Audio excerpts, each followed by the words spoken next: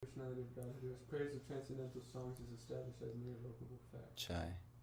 So if you're wondering, Mataji, we're not reading. It's these three verses are in the Bhagavatam, and they're very important. Yeah. So these three verses, maybe if we were really skilled, we'd have them up on the screen. Yes. Yeah. She's saying she can't read the TV like during the class, so she wants to listen. If you want, you can come. You want to come close? Yeah, no problem. Sure. So, so where are we now? Arjuna is being described here.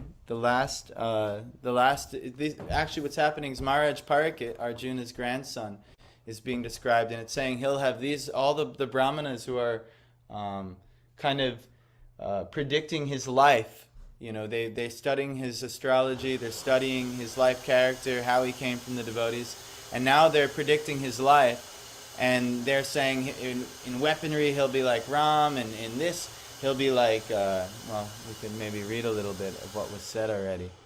The last few, you know, he'll be exactly like King Ikshwaku, son of Manu, in maintaining all those who are born, and as far following the Brahminical principles, he'll be just like Ram, Bhagavan Sri Ram from the Ramayana, and the son of Maharaj Dasharath. They were saying, it's 1:12:21 we're on. Then he was saying, this child will be a munificent donor of charity, like the famous King Shibi, and then also, and he will expand the name and fame of his family like Bharata, the son of Maharaj Dushyanta. So all these famous personalities, actually, Maharaj Parikit is said to have these qualities. And now this past verse we were reading, amongst great bowmen, this child will be as good as Arjuna. He will be as irresistible as fire and as unsurpassable as the ocean. I don't know if you've ever gone near a fire before. You've all been to a bonfire or something. You know, it is extremely powerful. You know, fire. Fire is extremely powerful, and anything that's touching or in its way will be either burned or will become like fire. Yes. 1:12:21. Yes. So, he'll be as irresistible as fire and unsurpassable as the ocean. I don't know if you've ever gone in the ocean, but you go a little bit into the ocean and you realize, oh my gosh, I better go back to the shore, or there's no way I can pass over this ocean. A lake, yes, you can pass over most lakes. Even some lakes are seemingly unsurpassable. This Great Lake in Ontario, if you try and swim across this lake, it's like a never-ending lake. It's so big. But that's nothing in comparison to the ocean. So this is his description. But he'll be as good as Arjuna amongst great bowmen. So he'll be very, very skilled. You know, Arjuna was the great hero of the Bhagavad Gita. So we were listening to some of the descriptions of the Mahabharata from Srila Prabhupada. Just a quick summary. Last time we were here. The last sentence we read was, he received many other valuable weapons from Indradev, and he was satisfied to see his chivalry. So these are some pastimes. More about Arjuna. When Maharaj Yudhishthira was disappointed in defeating the king of Magadha, Jarasandha, it was Arjuna only who gave King Yudhishthira all kinds of assurances. And thus Arjuna, Bhima, and Lord Krishna started for Magadha to kill Jarasandha. When he went out to bring all other kings of the world under the subjection of the Pandavas, as was usual after the coronation of every emperor. That almost was very bad. Just centered that. When he went out to bring all other kings of the world under the subjection of the Pandavas, as was usual after the coronation of every emperor, he conquered the country named Kalinda and brought in subjugation King Bagdu. Then he traveled through countries like Antagiri, Ulukpur, and Modapur, and brought under subjugation all the rulers. So for the Rajasuya sacrifice, I don't know if you remember, the 4 Pandavas other than Yudhishthira were sent in the 4 directions to conquer all of India and actually the whole world, and bring all of the ruling kingdoms under the um, either to agree to Yudhishthir doing the Rajasuya sacrifice, or have to fight to challenge him. So most agreed, but some actually fought. And Arjuna, Bhima, Nakula, Sahadev, they actually defeated all of the kings. And then eventually it was established. And you have to remember, 5,500 years ago, the prime, and this is historically verified, the prime advanced civilization was out of India. This is where the first written known language, Sanskrit, is. During the time that India had this very advanced civilization, Europe was like hunter-gatherer type of society. This is by our modern scientific understanding. So India has a very rich greatness, which through the course of time has, at least materially speaking, evolved or at least transformed. But India was always kind of the center of the world activities, at least in the ancient days.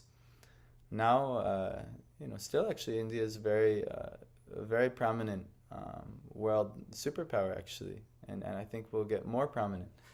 But anyhow, sometimes he underwent severe types of penances, and later on he was rewarded by Indradev. Lord Shiva also wanted to try the strength of Arjuna, and in the form of an aborigine, Lord Shiva met him like a forest hunter. You've heard this story.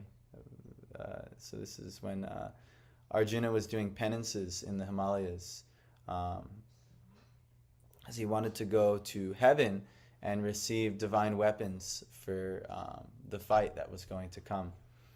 So anyhow, there was a great fight between the two, and at last Lord Shiva was satisfied with him and disclosed his identity. It's a very nice pastime. Lord Shiva and Arjuna, they battle, and what ends up happening is that Arjuna is getting completely overwhelmed by Lord Shiva, and Arjuna is like the strongest warrior, on the planet other than Krishna and Balaram, but he would never fight with them.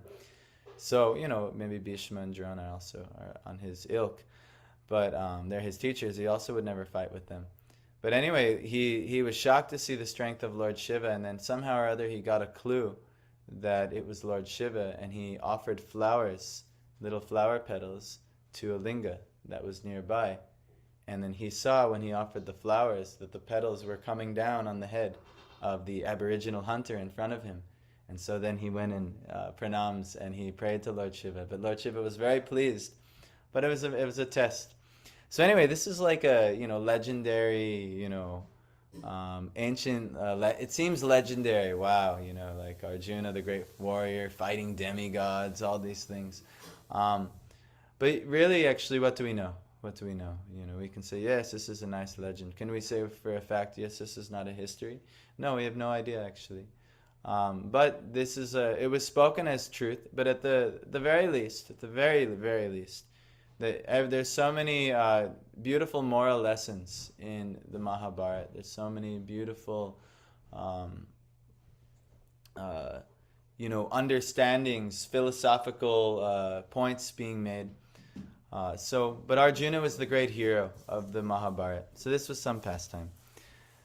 Arjuna prayed to the Lord in all humbleness, and the Lord, being pleased with him, presented him with the Pashupata weapon. He acquired many other important weapons from different demigods. He received Dandastra from Yamaraj, Pashastra from Varuna, and Antardana Astra from Kuvera, the treasure of the heavenly kingdom. So these are astras, they're like mantra weapons, and he infuses his arrows with the power of mantra and is able to do crazy types of things. You could say this is like technology. Even now we have advanced fire weapons. We have even, so many types of weapons. Unless you know the science and how they're doing it, you would think this is like magic. How are they doing this? Even how are we broadcasting this, Bhagavatam class across the world? Anyone who's watching somehow the Facebook page. I don't have too many friends who would watch.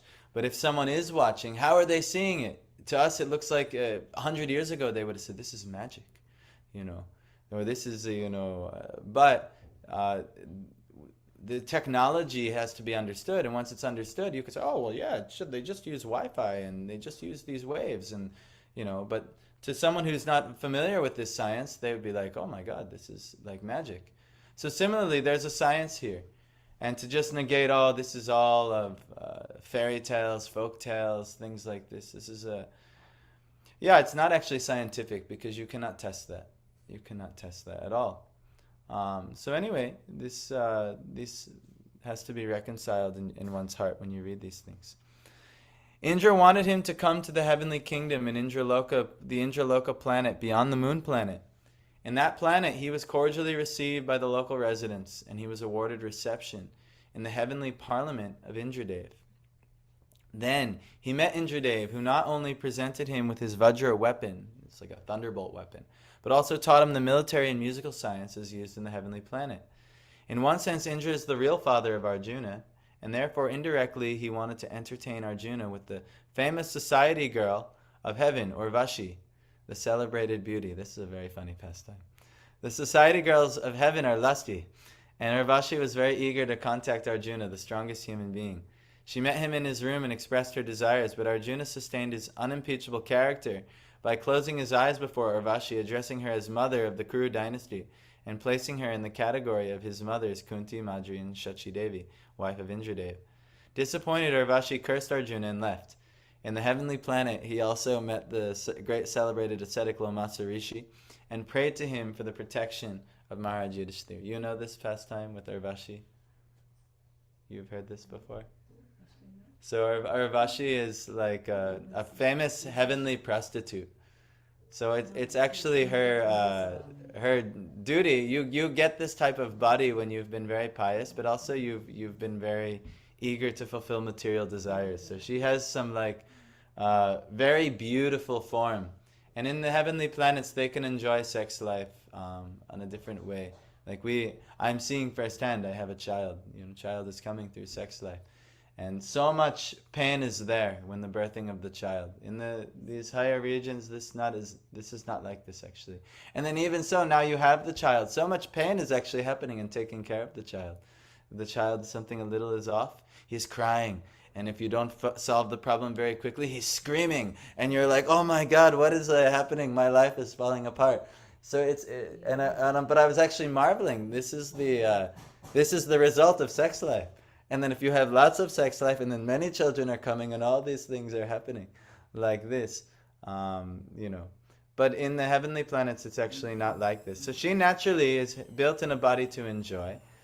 And for the sake of the Mahabharata pastime, Arjuna, in the heavenly planets, they don't have the same rules like we do. Like even they could...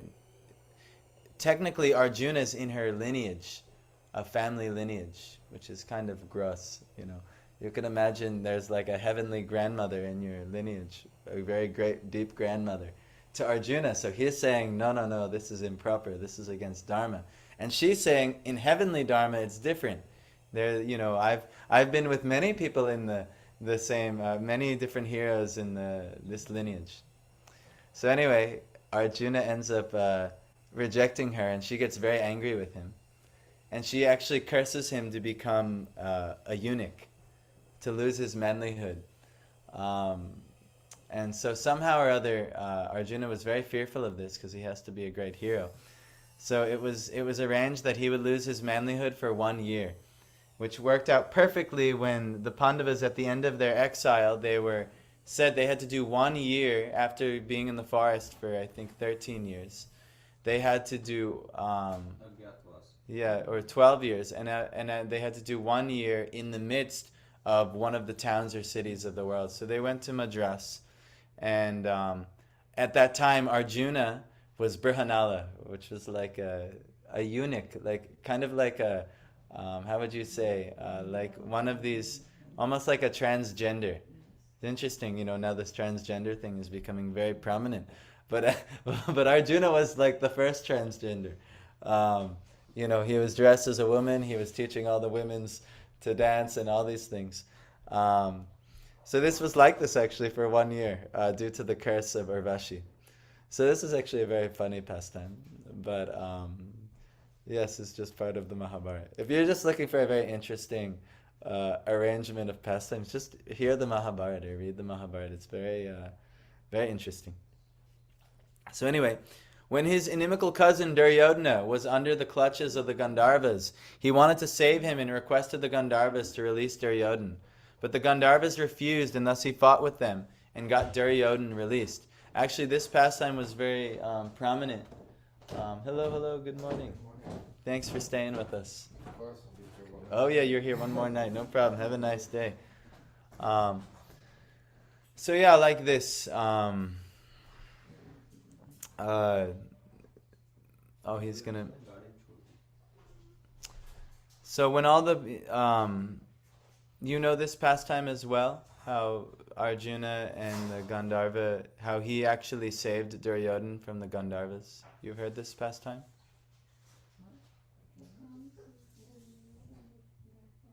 This was actually this was a very prominent pastime, because without this pastime, actually, they would have lost the war of Kurukshetra. But what ended up happening was that Duryodhana was very prideful. Yeah, so it's many lessons always. He was very prideful. He had taken all of the wealth of the world. He had become pretty much the unofficial king of Hastinapur, and the Pandavas are in exile. So he wanted to bring all his armies, all his retinue to the Pandavas and show off. So he found out where they were, and he wanted to go before them with all of their stolen wealth and all these things. So he did actually like that. And what ended up happening is that the Pandavas were at a holy lake where Chitraketu, the king of the Gandharvas, he would sport in this lake. So he would dance with the women there, he would bathe, and so many things. He was very, this was his enjoyment lake. So the Pandavas are on the other side of the lake. So Duryodhana is trying to get nearby, but all of a sudden, the guards of Chitraketu are saying, "Get out of here." So Duryodhana is very proudful. "I'm the king of the world. Who are you telling me to get out of here?" He doesn't understand Chitraketu. And so anyway, they start fighting. And so next thing you know, Chitraketu brings his whole army, and they start trouncing the Pandava, not the Pandava, the Kauravas. And so next thing you know, Duryodhana gets captured, and he gets brought actually to the heavenly planet, and he's tied up, and he's and all the wives were also seized. So now Duryodhana in front of all of his wives, in front of all of his family, they're all captured and seized. All his friends, Karna ran away, all the great warriors with him.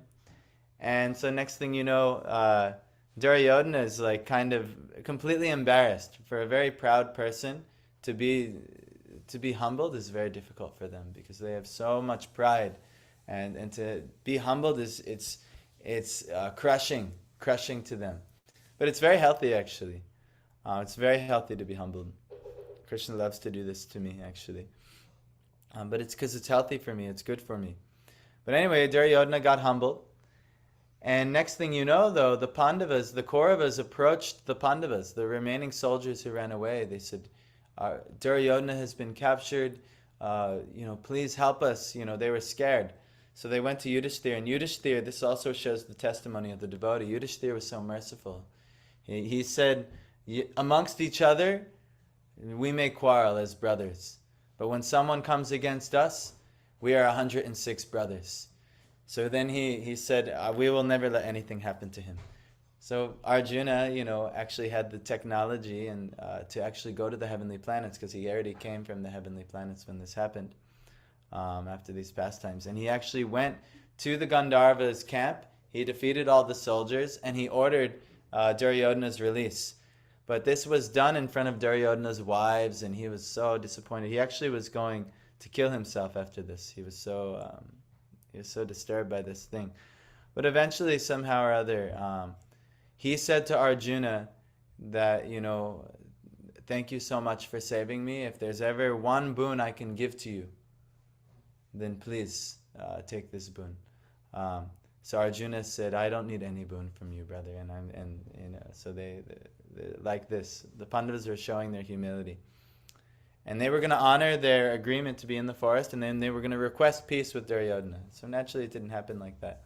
But what ended up happening is later on in the war of Kurukshetra, Bhishma infused, do you remember? Bhishma infused the arrows to kill the Pandavas. He put all of his ascetic power into these arrows to kill the Pandavas. So Krishna detected this is very bad actually. that Bhishma is so powerful. If these arrows touch the Pandavas, no one can survive this. So he said, Arjuna, now you must use your boon. And he knew Duryodhana, he didn't trust Bhishma. He said, I will hold on to these arrows. So next thing you know, Arjuna, during the midst of the war, after this happened, at night they would go into the other camps, and he requested Duryodhana, do you remember that boon that I had asked of you? No, in front of Bhishma, they present that secondly. Yes, but this is a different pastime. Bhishma was going to kill Arjuna with these arrows, but Duryodhana had taken them from Bhishma to guard them. And what ended up happening is Krishna detected, and he sent Arjuna in the camp at night to request Duryodhana, because he saved him from the Gandharvas. He brought up this pastime again. He said, will you please, can I use my boon now? And he said, yes, anything you want. I always honor this. Because he's in front of all of his friends, his wives, they're remembering this pastime. And he said, you have received arrows from Bhishma. I want you to give me those arrows. Krishna told him what to ask. So Duryodhana immediately, because of his pride, even though this was his key to victory, if these arrows were kept, the war is over. The Pandavas will be defeated. But because of his pride, because of everything, he immediately, yes.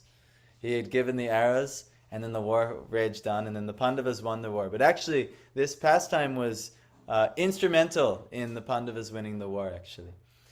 So very many pastimes in Mahabharata are like this. So anyhow, we can continue on here. When all the Pandavas lived incognito, he presented himself in the court of King Virata as a eunuch, Brihanala, and was employed as the musical teacher of Uttara, his future daughter-in-law, who's also the mother of Maharaj Parikit, and was known in the Virata court as Brihanala. As Brihanala, he fought on behalf of Uttara, the son of King Virata, and thus defeated the Kurus in the fight incognito. These are more very nice pastimes. We can't go through all the pastimes. But his secret weapons were safely kept in the custody of a Somi tree, and he ordered Uttara to get them back. His identity and his brother's identity were later on disclosed to Uttara. Dronacharya was informed on Arjuna's presence in the fight of the Kurus and the Viratas. Later on the battlefield of Kurukshetra, Arjuna killed many great generals like Karna and others. And after the battle of Kurukshetra, he punished Ashvatthama, who had killed all the 5 sons of Draupadi. Then all the brothers went to Bhishma Dev. So this is what we read up to this point. It is due to Arjuna only that the great philosophical discourses on the Bhagavad Gita were again spoken by the Lord on the battlefield of Kurukshetra.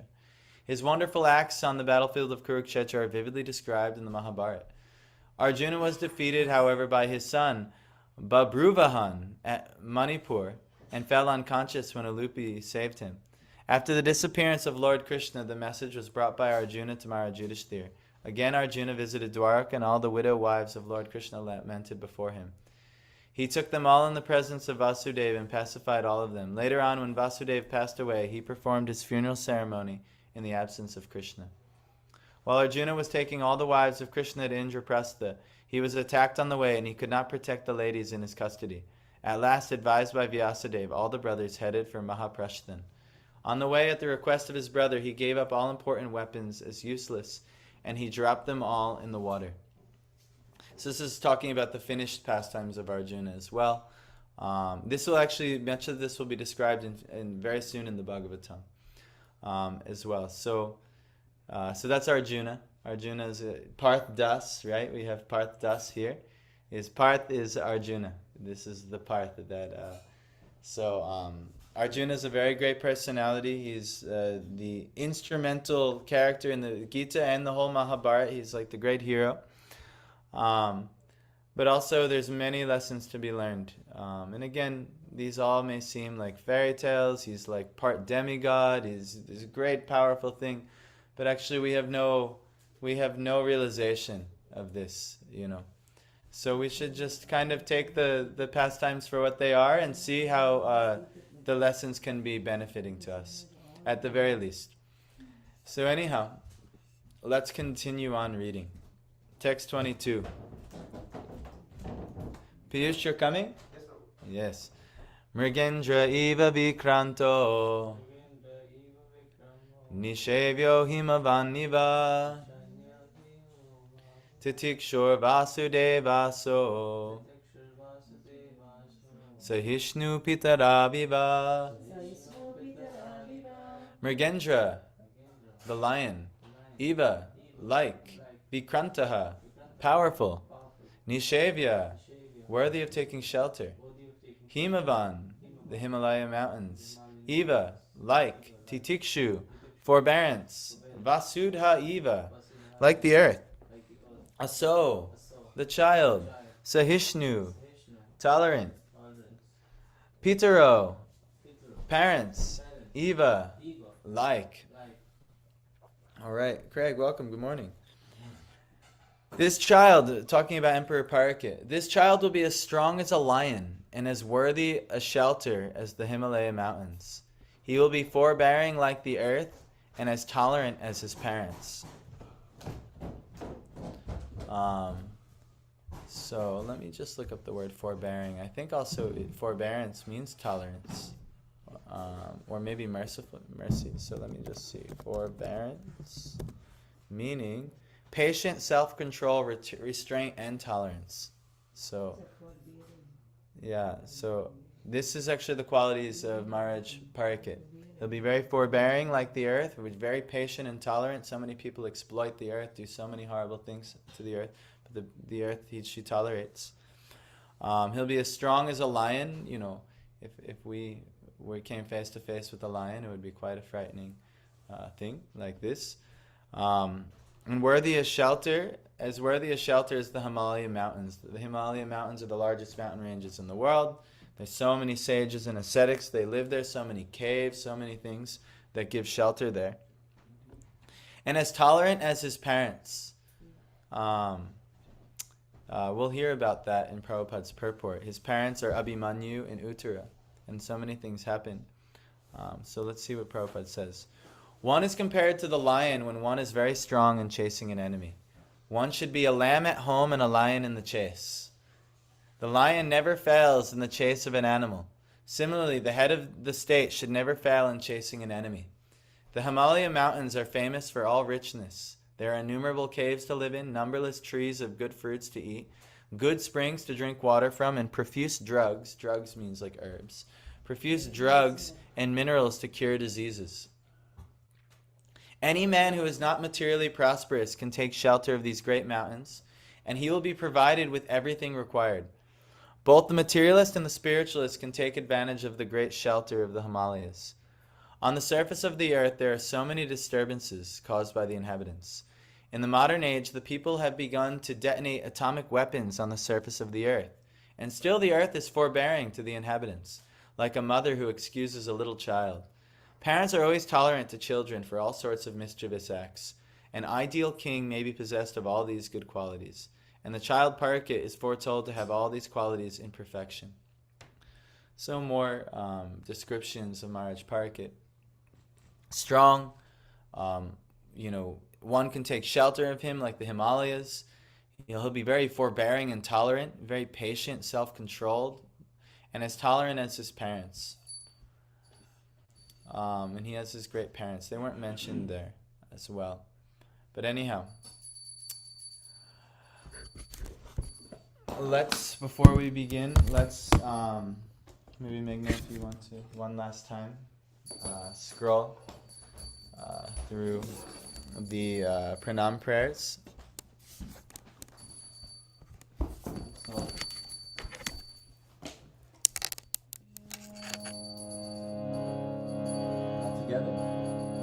all together.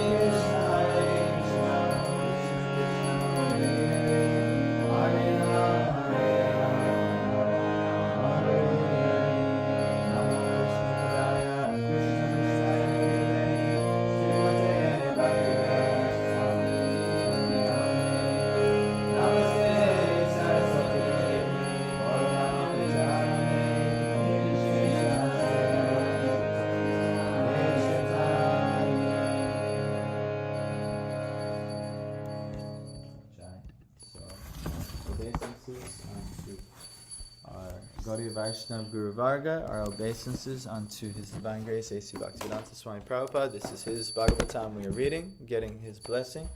Our obeisances unto the Gurus in our life, Diksha and Shiksha. Yes. So let's continue on. Text 23. Can you all see? Does it need to be bigger? Yes, is that better? Pitamaha samasamye prasade girishopama ashraya sarva bhutanam yatha devo ramashrayaha. Pitamaha, the grandfather or Brahma. Samaha, equally good. Samye, in the matter. Prasade, in charity or in munificence. Girisha, Lord Shiva. Upamaha, comparison of equilibrium. Ashrayaha, resort. Sarva, all. Bhutanam, of the living beings. Yatha, as. Deva, the Supreme Lord. Rama Ashrayaha, the personality of Godhead. Translation. This child will be like his grandfather Yudhishthira or Brahma in equanimity of mind. He will be munificent like the Lord of the Kailash Hills, Shiva, and he will be the resort of everyone, like the Supreme Personality of Godhead, Narayan, who is even the shelter of the Goddess of Fortune. Purport. Mental equanimity refers to both to Maharaj Yudhishthira and to Brahma, the grandfather of all living beings. According to Sridhar Swami, the grandfather referred to is Brahma, but according to Vishwanath Chakravarti, the grandfather is Maharaj Yudhishthira himself. But in both cases, the comparison is equally good because both of them are recognized representatives of the Supreme Lord, and thus both of them have to maintain mental equanimity, being engaged in welfare work for the living being. Any responsible executive agent at the top of administration has to tolerate different types of onslaughts from the very persons for whom he works. I've seen this many times. Brahmaji was criticized even by the gopis, the highest perfectional devotees of the Lord.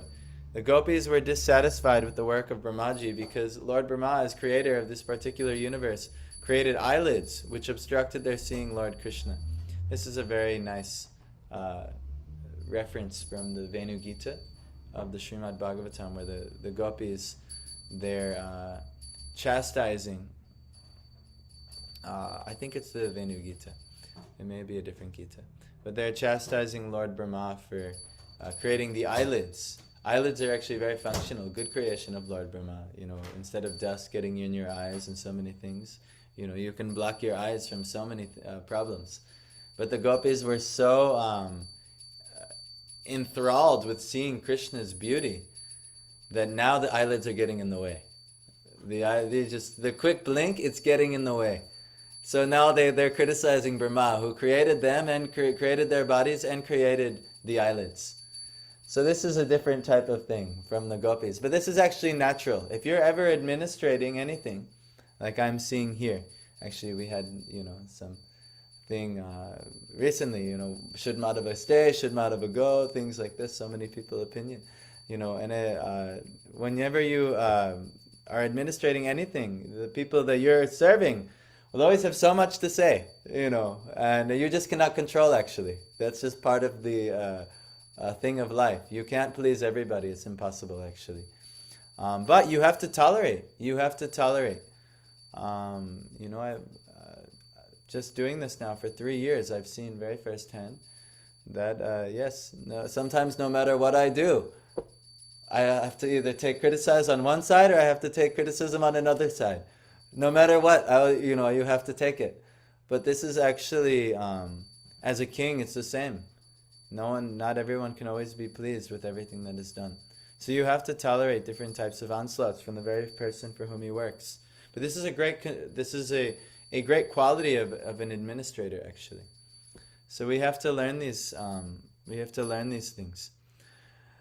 The gopis, or we read that, they could not tolerate a moment's blinking of the eyes, for it kept them from seeing their beloved Lord Krishna. So what to speak of others who are naturally very critical of every action of a responsible man? Just see the political situation of the world. Everyone is criticizing. The news is criticizing one, and the other side of the news is criticizing other. And it's just a big criticism fest. But actually, the wise do not criticize. In the Upadeshamrita, it explains this. The devotee should criticize nobody. Why? Because, one, if you criticize and they don't respond with anger, you actually take their qualities. Those bad qualities are coming to you. So every time I get very, hesitant, sometimes I hang out with my parents, and my parents, they like to criticize, not my dad, but my mom really likes to criticize politicians. Let's just say, and they get so wrapped up in this, not even realizing you're taking the qualities, you're exhibiting the qualities. What you don't like in him is now in you. It's very foolish, actually. Do not criticize. We were talking about this last night. I was, the reason Madhav is not going, right? We talked is because there's still some. My Guru Maharaj personally doesn't know, Prem Prajan Prabhu. So doesn't know if, if it's good to send him there or not. So can't make a decision as of yet. We have experienced. We heard it was very nice, but he has to from a higher vantage point, he has to assess the situation. So I sent some lecture to him. But anyhow. One of the things we came, I was telling my Guru Maharaj, yes, he was saying some concerns because people have criticized, and we went back and forth talking, but the main thing we reached the conclusion is we shouldn't blaspheme, right? The first nam aparad, you never blaspheme the devotee. We don't know what has happened, we don't know. Honestly, you shouldn't blaspheme anybody, because actually everybody's a devotee. So if you become a blasphemer of anybody, criticizer, if you're criticizing anybody, this is actually a non-devotional quality, and you will not get Krishna Prem this way. So we have to be, yes, there may be a time, like Prabhupada says, to call a thief is, proper. But to then harp on it, exact the punishment, like let's say Tulsidas, we catch Tulsidas stealing from the ashram or something. He's going in the donation box or something like that.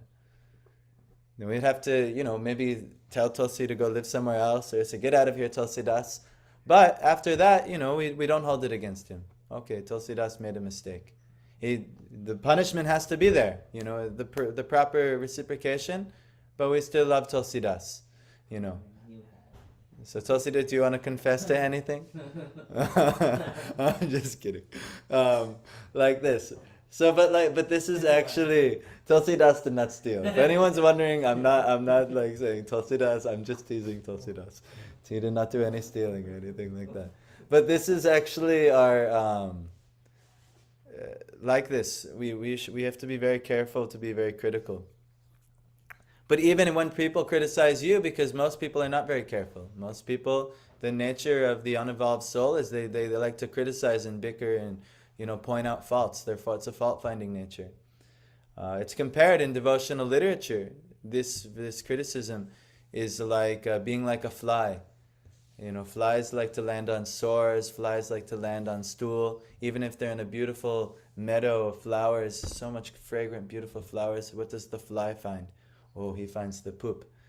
So that's like what being a criticizer is. There's so many good qualities of so many things where we could appreciate, devotional qualities, even of people. People have so many good qualities.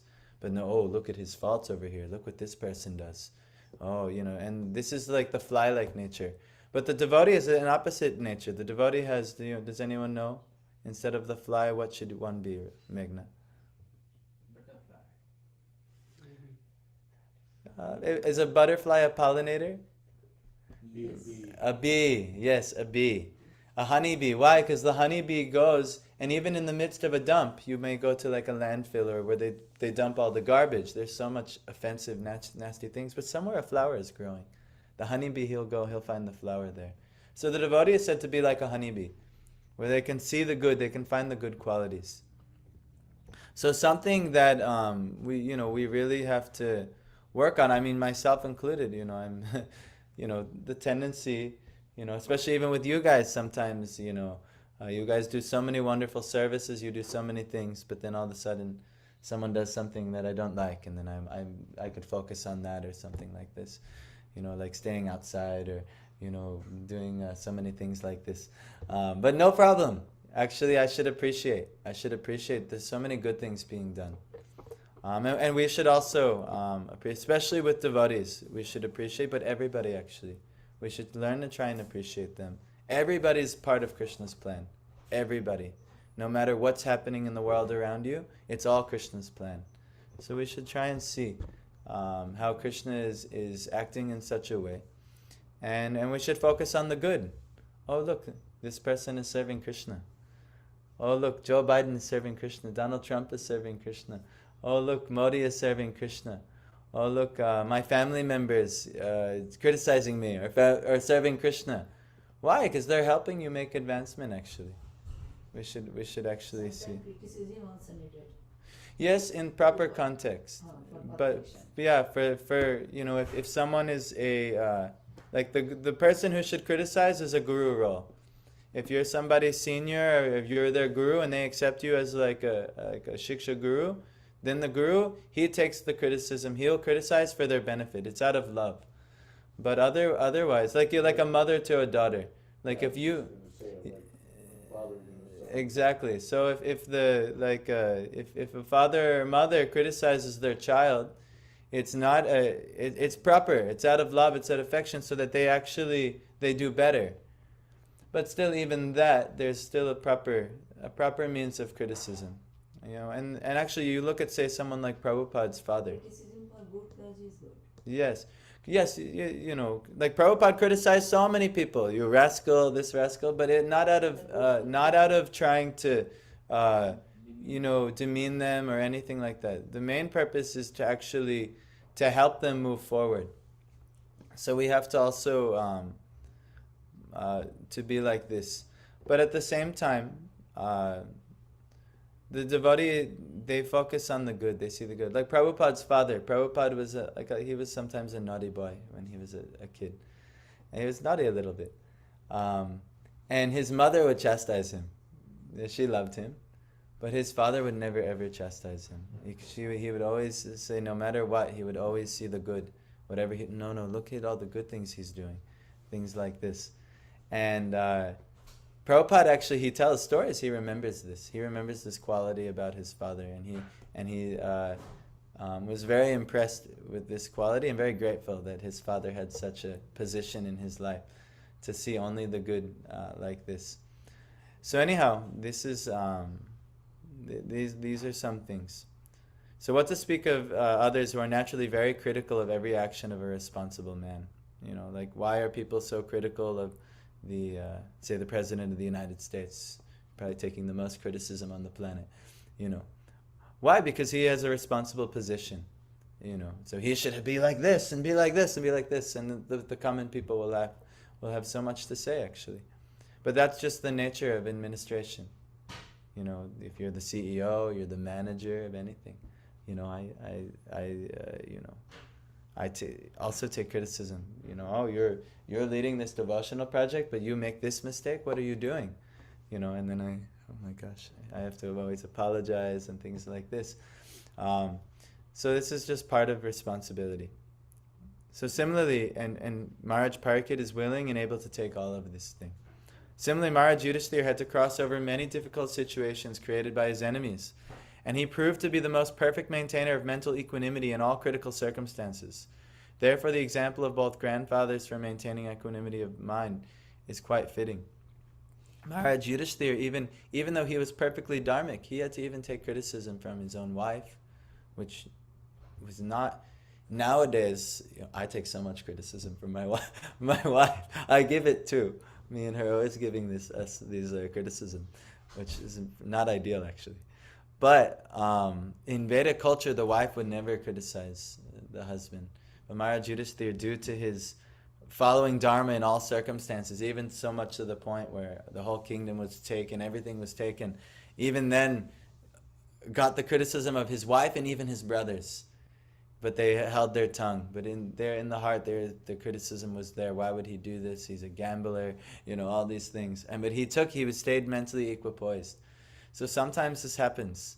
You know the right thing to do, it's revealed what to do, but the people around you, depending on the level that they're at, they're not going to be able to see. So you'll get criticism. You probably have noticed this with your parents in spiritual life. Oh, why are you doing all these things? Why are you giving up this? Why are you giving up that? This is important, that's important. Maybe you've seen. I know I've seen in my life. They're stressing materialism as important. How will you survive? And they care about you. They have affection for you. They love you. It's not like out of this.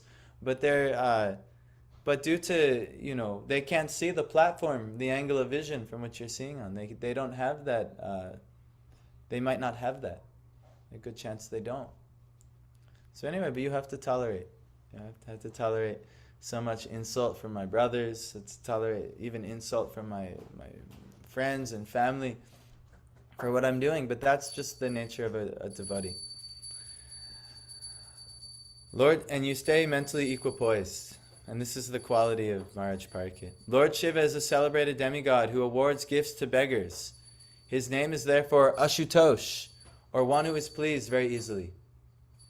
He is also called Bhutana, or the Lord of the common folk, who are mainly attached to him because of his munificent gifts, even without consideration of the after effects. Ravan was very attached to Lord Shiva, and by easily pleasing him, Ravan became so powerful that he wanted to challenge the authority of Lord Ram. Of course, Ravan was never helped by Lord Shiva when he fought with Ram, the Supreme Personality of Godhead and the Lord of Lord Shiva. To Vrikasura, Lord Shiva awarded a benediction by which was not only awkward but also disturbing. Vrikasura became empowered by the grace of Lord Shiva to vanish anyone's head simply by touching it. Although this was awarded by Lord Shiva, the cunning fellow wanted to make an experiment of the power by touching the head of Lord Shiva. Thus the Lord had to take shelter of Vishnu to save himself from the trouble. And the Lord Vishnu, by his illusory potency, asked Vrikasura to make an experiment with his own head. The fellow did it and was finished himself.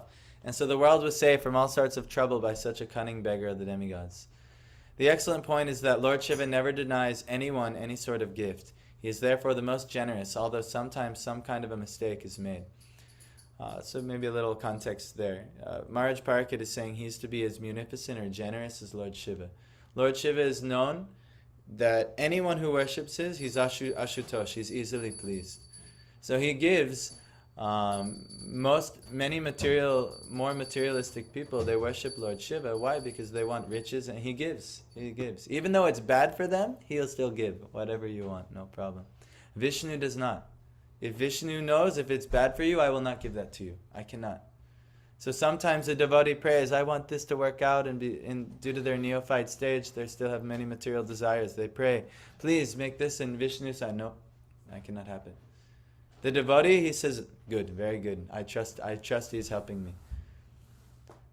Someone who's not really a devotee, why? Why are you doing like this? Or not exhibiting devotional qualities, why are you doing like this? I know better than you. Don't you know I need this? So then they go to Lord Shiva. Lord Shiva will give it, no problem. Anyone who worships Lord Shiva, they'll get all their desires fulfilled. But there are consequences, like Vrikasura. He ends up getting killed by his desire for a thing. We can't see the consequences. Ravan, he gets killed by it. He gets what he desires and gets killed by it. Oh, you give me all this power? No, I'll use my power for whatever I want. They have ulterior motives. Lord Shiva, he has foresight. He sees all these things. But this is his role. He gives. Whatever you want, you can have. No problem. But there is always consequence. There's always consequence. So it's why it's recommended never to worship demigods. Why? Because they can only give material things, actually. They can only give material things. You worship the Supreme Lord, He knows exactly what's best for you. He will empower every demigod, just like when you water the root of a tree. It empowers all the leaves and the branches to serve in the proper context. You worship the Lord, all the demigods will give you the appropriate blessings by His mercy. So that's why we hear there are no demigods. We honor the demigods. Ganesh, even there's certain yagyas you can do. You'd worship Ganesh in the yagya and like this. But only for the context of we're worshiping the Supreme Lord and we're asking the demigods to assist us. The gopis, they prayed to Katyayani during the month of, I think, what is it, Margashirsha, maybe? The one after Kartik, whatever this month is. Margashirsh. So they prayed to Katyayani, but what did they pray to Katyayani for? Please make Krishna my husband. Why? They want to serve the Lord. So even that, if you worship demigods like that, that's okay. Like you go to India, there's temples everywhere. But in India, Shiva is not depicted as a demigod. What's it? No, he's not. He's So he's the extensions are Rupa of Vishnu. Yeah. And he's like Balaram also Rupa of Shiva. And yeah, there's many delineations, but we know. First, he's the great Vaishnava first. Yes. Yeah. Yeah. So that we, the Vaishnavas, we worship Lord Shiva as two things: a guna avatar of Krishna. And Shiva Tattva also telling that he is Radha. Yeah. Shiva is Radha. Well, there's So many tattvas. there's so many tattvas. Shiva is Radha. Yes, I that one I'll have to research, but I've seen that Shiva he's one, the guard of the Dham. Like if you know Gopeshwar Mahadev, there's a pastime where Shiva actually guards the Ras Leela dance. Yes. He's not. Yeah, he is not actually himself able to be inside because of his contact with the nodes of nature, but he guards and doesn't let anyone in unless they are qualified. So that was Krishna's blessing to him. But Lord Shiva is a guna avatar, but he's also said to be the topmost Vaishnava. You know, he's the topmost Vaishnava. So we should worship him like this, but not. He's not the original Godhead. Yeah, well, he's part of the. We should see him. He is part of the original Godhead. We should actually see everyone. He's even much smaller part of the original Godhead. We should see the super soul in the heart of everybody. But especially Lord Shiva, we should give great honor as a Vaishnava. But we shouldn't approach, why does one usually worship demigod, or why would one put prominence to a demigod? It's actually due to material desire. That is why. So, anyway, last paragraph. Rama means the goddess of fortune. Not Rama, Rama. Means the goddess of fortune, and her shelter is Lord Vishnu. Lord Vishnu is the maintainer of all living beings. There are innumerable living beings, not only on the surface of this planet, but also in all other hundreds of thousands of planets. All of them are provided with all necessities of life for the progressive march towards the end of self-realization. But on the path of sense gratification, they are put into difficulty by the agency of Maya, the illusory energy, and so travel the path of a false plan of economic development. Actually, we were talking about this, Parampara Arjuna Prabhu had a really nice presentation of what the atheist, what he focuses on. And for him, the atheist is economic development. If economic development is your prime, cause of, focus, actually, this is due to our atheism. And so he explained it very, very nicely. But this is, what is atheism? Being covered by Maya, actually. And so Prabhupada is saying the same here. Such economic development, it's a false plan of economic development. Such economic development is never successful because it is illusory. These men are always after the mercy of the illusory goddess of fortune. Please leave me alone. Siri, go away. Siri, end. Stop. How do I get here? Cancel. Try cancel. Here's what I found. No, I don't want to know what you found. There you go. All right. Sorry. The powers that be were trying to get in the way. So anyway, such economic development is never successful because it is illusory. These men are always after the mercy of the illusory goddess of fortune, but they do not know that the goddess of fortune can live only under the protection of Vishnu. So naturally, if you worship the Supreme Lord, who's the shelter of the goddess of fortune? It's Narayan. She's always at his chest. Lakshmi is actually said to be like most of the qualities of women. Maybe you men have noticed. The women tendency is to be fickle, to be moving from here to there to here to there. That's why marriage is so not. It's proper because it makes a commitment that the woman's nature is now fixed on the husband, because the nature of women is to be fickle. Well, now I want this today, but then I want this tomorrow, and I want this tomorrow, and then next thing you know, they're all over. But that's actually good for them because, for a man, we have to focus very intensely on one thing. That's the man's psychology. But for trying to be a parent and trying to raise children and maintain the home, it's impossible. I'm focusing on this one thing, but then all of a sudden the milk's going over, and all of a sudden this is happening, and we can't handle, and we mess up everything else because we focus only on the one thing.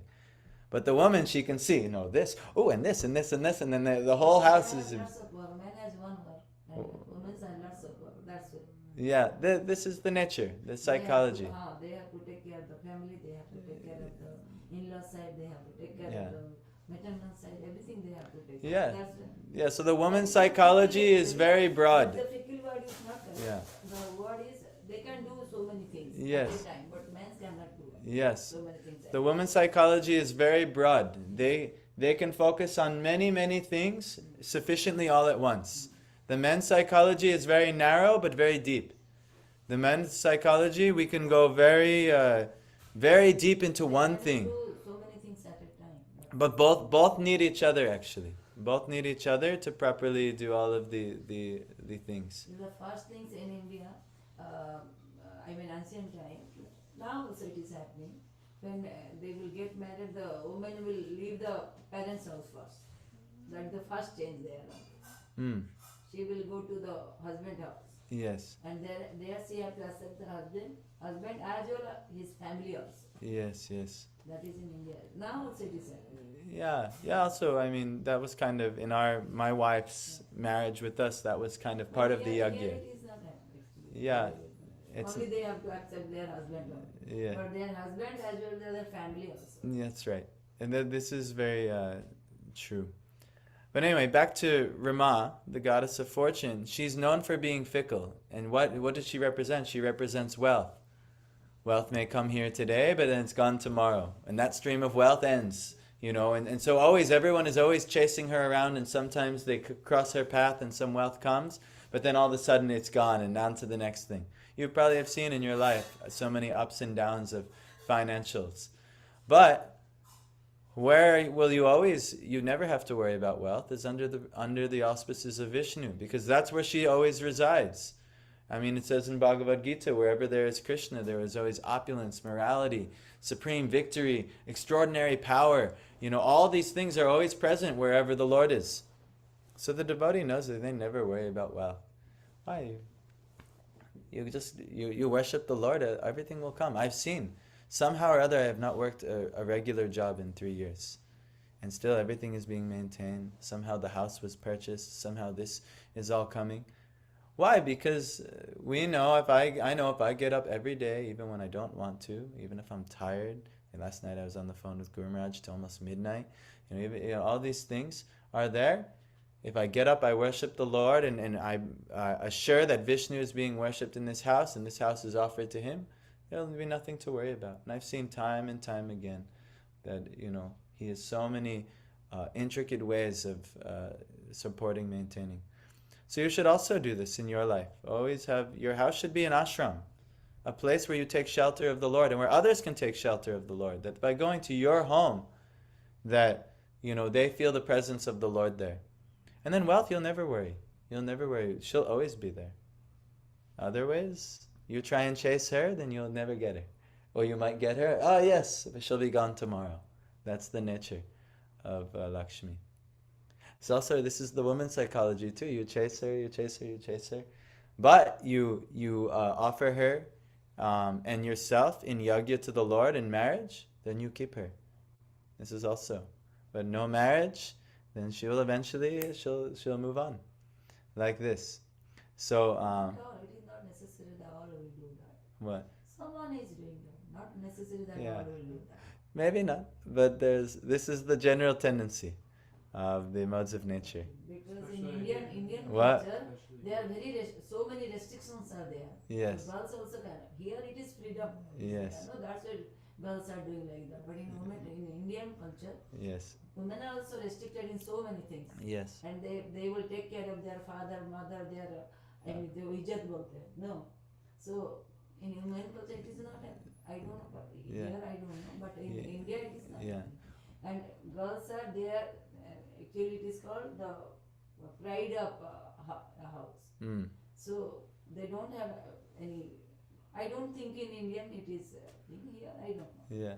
Here it happens all the time. Yeah. Here it's the common. Yes. But also, Here it is. But in Tanma is India, also restriction saying. are there, no? Yeah. Your father, your relative, your brother, Yes. so many things. They will just Yes. take care of you. When one girl is going to college also, no, his brother, if elder brother is there, he will tell, no, I will drop you. You cannot go alone. Yes. But nowadays it's changed. Yes. So many It's things change. many things are changing, and Tulsidas is a young man, and I've heard from some of the young men. I've also heard from some of the young women that a lot of times now they have so many habits and doing so many things like the Westerners, but they're not telling much their parents all these things. Yes. Yeah. So, but no problem. It doesn't. The main point is that everything should be offered to Narayan, including many men are very interested in having a nice wife and having a nice relationship.